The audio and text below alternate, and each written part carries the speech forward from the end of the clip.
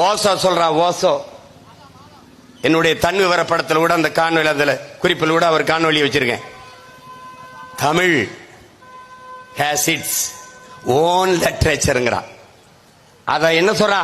தமிழ் உலகில் எம்மொழியின் துணையின்றி தனித்து இயங்கக்கூடிய உயர்தனி செம்மொழி ஒன்று உண்டென்றால் உலகிலேயே தமிழ் மட்டும்தான். உலகிலேயே நன்கு கட்டமைக்கப்பட்ட சீர், அசை, சந்தம், யாப்பு, தொடை, இப்படி நன்கு கட்டமைக்கப்பட்ட உலக மொழி தமிழ்தான். அவன் சொல்றான், தமிழ்தான் மூத்த மொழி. The own language, literature, own literature.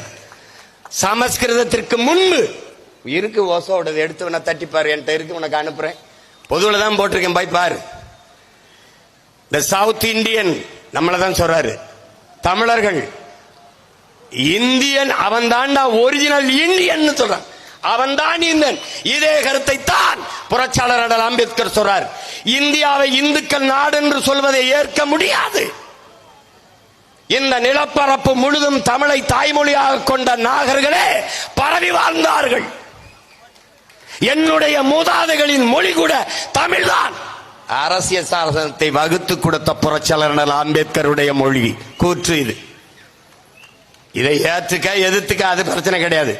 இந்த நிலப்பரப்பு முழுதும் பரவி வாழ்ந்த மக்கள் நாங்கள். இமயத்தில் கொடிய நட்டான் இமயவரம்பன் நெடுஞ்சேரநாதன் என்றால் ஊரா நாட்டில் ஓடிப்பை நட்டிருக்க முடியாது. ஆரியத்திற்கு எதிரான திராவிடம், ஆரியத்துக்கு எதிரான திராவிடம், இந்த பூச்சாண்டி புழுகை இவர்கள் எத்தனை நாளைக்கு பேசுவார்கள்? ஆரிய படை கடந்த பாண்டிய நெடுஞ்செழியன் உண்டே ஒழிய திராவிட சனியனோ செழியனோ இங்க ஒருத்தனும் கிடையாது.